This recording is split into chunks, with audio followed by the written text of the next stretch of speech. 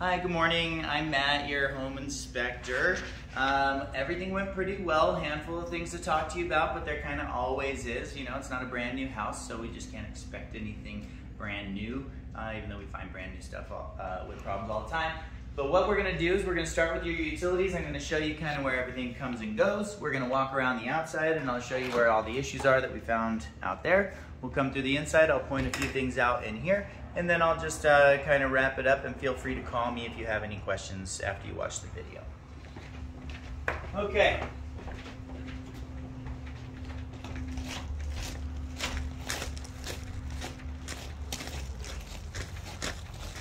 On the north side of the home is where the wastewater system exits the building. We have our access is right here. There's a backflow prevention valve installed to keep anything from the sewer system from backing up into the home. Everything was draining through the system appropriately, so you should never have to get into any of this, but you need to know where it's at if a plumber needs to get access someday. So all of that was right here. Gas comes in right here at the corner. Natural gas is serviced by Unisource Energy in this area. You do not have a secondary shutoff on your side of the meter, which would be like right here. So the only way to turn gas off is right here at this shutoff valve. You just got to turn the valve so that the hole here lines up with the hole there, and that's the off position. Once it's back in line with the pipe, you're back on. If you, let me think about this. We're not gonna be able to get there from here. Okay. So there's an alleyway that runs behind the house, kind of in between the rows of houses. Okay. That's where our water meter is located. We went back there, took a look at the meter. Everything looked like it was in good shape. The meter was not turning when we got here, indicating we didn't have anything leaking between there and the house. From the water meter, the water runs into the garage, and there's a secondary shutoff in there. And I'll point that out once we go inside. But for expediency's sake, we're just kind of continue on. While we're on this side of the house, we noticed that the fencing material is all in contact with the soil. And then it bridges over and makes contact with the home. That creates a natural bridge for wood-destroying insects like termites to make their way through the fencing into the house. I'm not seeing that as an issue today, but it's a condition that's conducive to them showing up, so we're making mention of it so you're aware. Also, we've got a gate here that needs to be adjusted. It doesn't align appropriately with the latching mechanisms and the framing of the fencing, so there's a little bit of work here that needs to happen to make sure this gate's done properly. Do they use treated wood for fences? Usually, but not all of this is. Okay, no. So some of it is and some of it's not? Correct. Okay.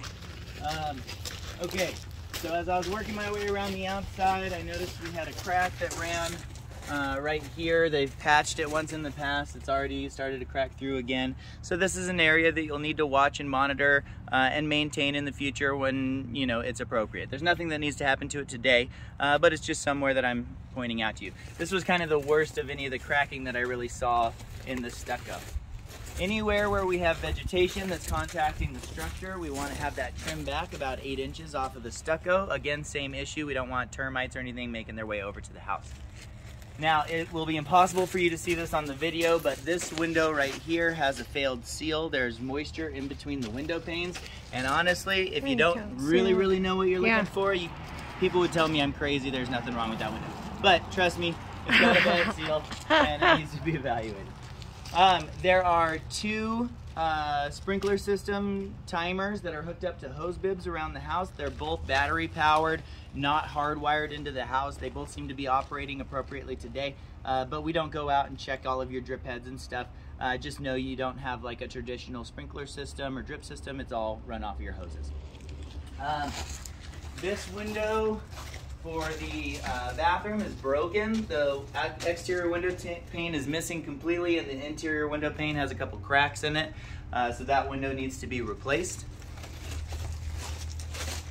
When I was making my way around the outside, if you step back here and you look up, we've got 2 roof lines that come together. Heather, I'm aiming right here up this valley. Oh, I see it. So right at the top of the valley, you can see there's a shingle that's kind of lifted up. All of the flashing in that area is kind of bent out of shape and not in the right spot. This correlates to an area where we did find some water damage in the attic space and the garage, which I'll show you when we hit the garage.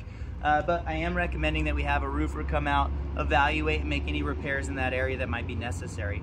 The rest of the roof looked really good. It looks like it was just replaced recently.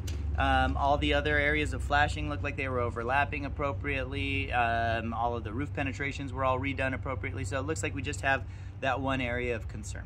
And just FYI, the listing agent did call me this morning and tell me that during the last storm, they noticed some water in the garage. So the sellers are already on this. They know that it's an issue, and they are more than willing to get it fixed. Yeah. And while we're talking about it, I might as well just let you know, when I went into the attic space and I was investigating that leak further, I did see water stains that I took pictures of for you. They're very minor. It's not a ton of repetitive staining. I would say maybe 4 or 5 storms had hit it that caused it to get wet, and you can see kind of the staining in there. But no signs of any mold growth, no signs of any rot in any of the wood. It all looks pretty superficial at this point, so once the roof is repaired and the drywall and stuff is repaired, you should be good to go. All right, working my way around the outside, I noticed that the trim around the garage door is pretty eaten up along this side, and the weather stripping along the bottom has a couple cracks and tears in it along the way. So some maintenance along the way might be necessary for you to keep a nice weather-tight seal on the garage door, but right now it all looks like it's doing okay. We do have a little bit of a downhill grade coming to the garage. It feels like it tries to pour off to this corner, but I haven't seen this during a huge rainstorm. This corner, making sure it stays watertight with these seals is going to be really important if that's the case, because we got to make sure that all that water can work its way down and around the building without going into the garage. All right, our electrical service all came in right here on this corner of the building. Your panel is a Eaton Cutler hammer panel. It's a 200 amp service. Your main disconnect is this big guy right here. If you flip that to the left, that'll cut off all the power to the house. We pulled the panel apart. I took a look at all the wiring. Everything's properly wired, properly grounded. All the distribution lines are the right gauge for the breakers that they're serving. And it doesn't look like somebody has been in there like fiddling with anything since it was all installed. So it looks like it's in good shape. Okay. Follow me around the back. Watch your head, low bridge. Well, not me. I don't have to. I'm only 5 feet tall. All right, so back here on this corner, we've got this downspout off of our gutter that's just dumping water right here by the foundation. You can see that it kind of pools in this area. I just recommended either extending the downspout out away from the building or adjusting the slope and drainage so that all the water gets away from the foundation. This door has seen some damage in the past around the casing and threshold, most likely from snow and stuff that's accumulated and sat there long term, and maybe a weather stripping or a caulking seal wasn't great, and so it allowed water to kind of wick up into the casing. They've already kind of come in, put in a little bit of wood putty, painted stuff, so it's sealed up relatively okay, but it will need some maintenance in the future just to make sure that you don't get any water damage here in the future. Here's your other sprinkler timer. It's off currently. I flipped it on and ran it real quick just to make sure it was going to allow water to pass and that we had good pressure and everything. So check your batteries, make sure everything's getting the water you want it to get. We're missing the screen door for the slider right here, so we just want to have a sliding glass door screen put in. The base that you're standing on right now for the patio looks like they poured a concrete curb and then poured inside of that. So we have 2 different concrete pours, one for the structure and then one for the patio. So that's why we got that little cold joint crack right there, but no major shifting or settling that I really noticed. On this side of the house, the window for the master bathroom is also damaged. There's a crack that runs right through that window pane as well. So we recommended repairing or replacing that one. And then really the only other thing I needed to show you over here was that fence, and we already kind of talked about that. Okay. So let's run inside real quick. Oh, we're locked. We're locked out. Are any of these doors open or are they all locked?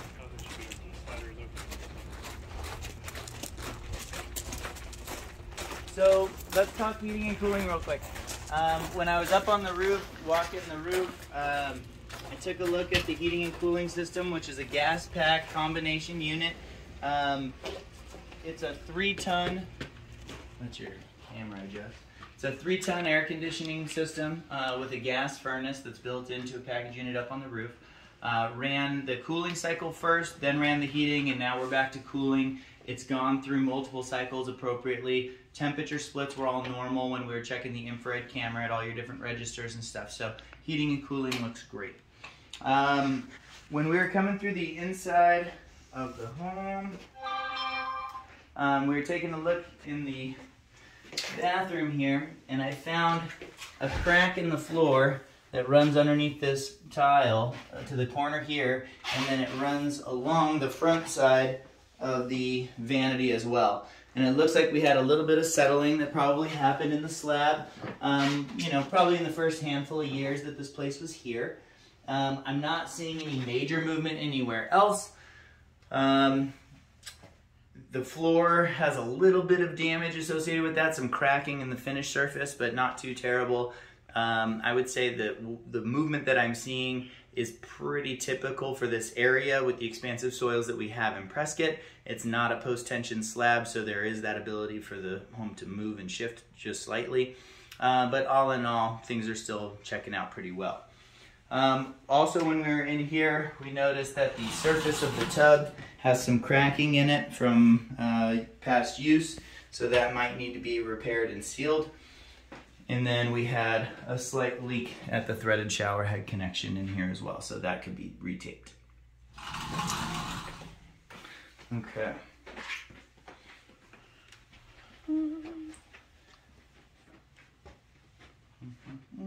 When we were taking a look at our exterior doors, the door in the laundry room was found to be hanging slightly out of square. Again, that could have been from some minor movement or just the weight of the door over time. But right now, when you go to open the door, it's pretty tight and it makes contact along this side of the casing pretty hard. And so it's got to kind of get close. Gotta shove it. Yeah. You gotta use your butt. So that needs to be adjusted so that the door is operating appropriately. In the front patio roof structure, I did also see what looks to be old water damage again from past roof leak issues. Again, everything that I'm talking about as far as water stuff, besides the thing in the garage, we checked with moisture meters, everything's dry, this is all old, it's cosmetic stuff that now needs to be fixed. But this tape joint here tore out, and along the bottom you can see where it got rippled a little bit with water. So I'd imagine a leak from somewhere up and higher in the roof came through there at one point. Okay. Most likely around the chimney. Okay. Yep. I'm gonna pause you. Okay. Okay. All right. All right. So.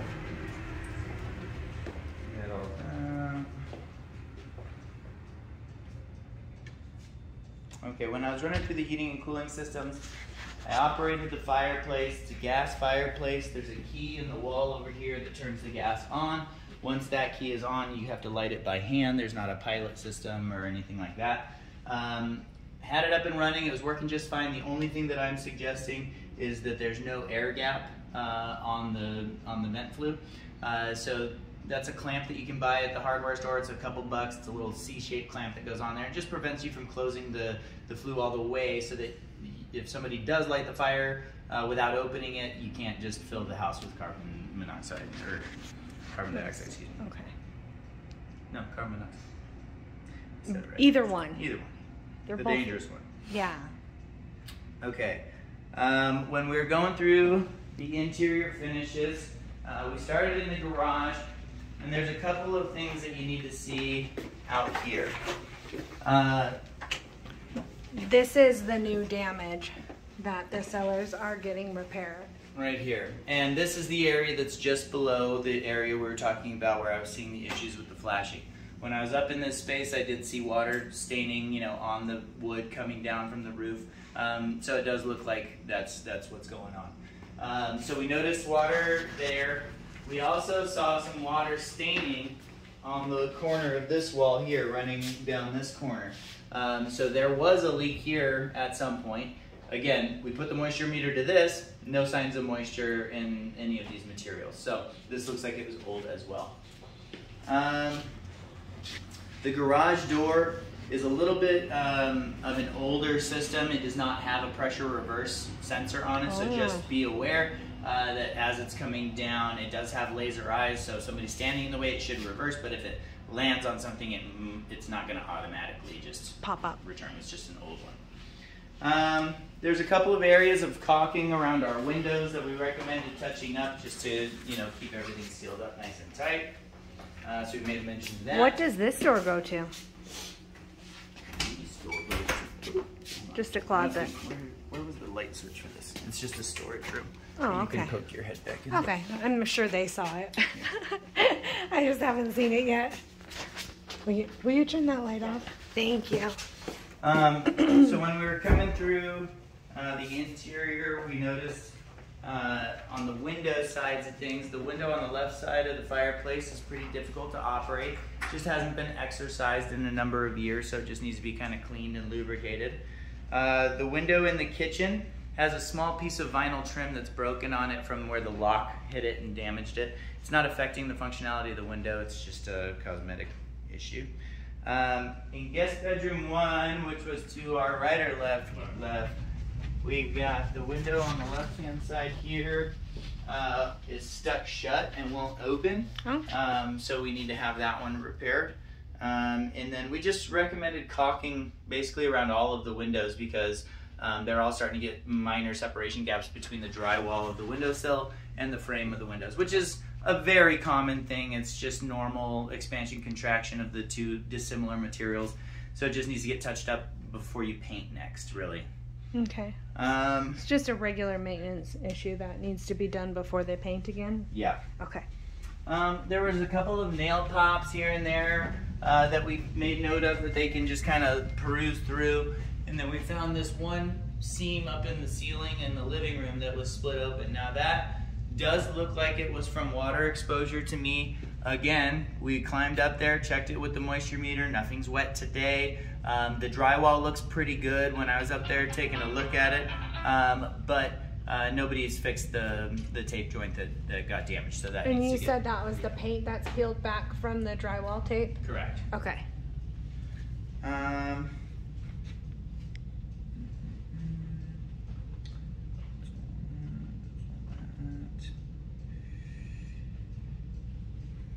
We had another little common crack, just like kind of similar to that one here in the laundry room. And it was right here up in the ceiling, so we made mention of that one. In the kitchen, we recommended sealing the seam on the countertops a little bit, where it's just, you know, gonna get moisture exposure. Liquid, yeah. So we recommend that. The counter here is not completely secured. This back corner is pretty loose off of here. It feels like it's tagged in here and somewhere over here, but it might need to be secured just a little bit better. Talked about that. And then in the guest bathroom, we recommended coming through and re-caulking around the shower and tub surround because we're starting to get a crack up here at this seam, so that just needs to stay watertight. I think that I blocked it with the shower handle, so it's up here. That's okay. It's just this guy that we're talking about, that seam right there. Perfect. All right. Now, that was it as far as our issues go. As far as the positives with your home go, we went through and we checked every outlet that we could get to. Everything's testing as properly wired, properly grounded. All your GFI reset outlets are working appropriately. I brought your oven up to 400 degrees and it held there for an hour, no problem. Cooktop elements all heated up like they were supposed to. Microwave's working great. It's also acting as your vent hood, but it is not ducted out of the ceiling or out the wall, so it just recirculates back into the kitchen and filters, so just be aware. Disposal's working fine. Dishwasher looks like it's new and it just ran through its full cycle, no problem. Refrigerator and freezer were both cooling appropriately. Washer and dryer both ran appropriately. Water heater's functioning just fine. We ran the heating and cooling systems both through their full cycles, and temperature splits all look normal on the infrared camera. We checked airflow and temperature change at all the different registers throughout the house. We opened and closed and latched and locked every single door and window, and besides the stuff that I already mentioned to you, the rest all seems to be functioning normally. The carpets are kind of more industrial style carpets, kind of normal wear and tear is what I'm seeing. A little bit of damage where we've had some minor settling stuff that's happened in the home. But all in all, I'd say the home is in pretty decent shape, especially for the area that it's in. I didn't find anything that would really keep me from moving my family in. I think the roof is my biggest concern with the active leaking. Everything else seems really manageable. If you have any questions after you take a look at the report, please call, text, or email me. My information will be all over the place on that, and I'll take whatever time you need to walk you through it, make sure everybody's comfortable. So have a wonderful day. Good luck with your purchase. Thank you.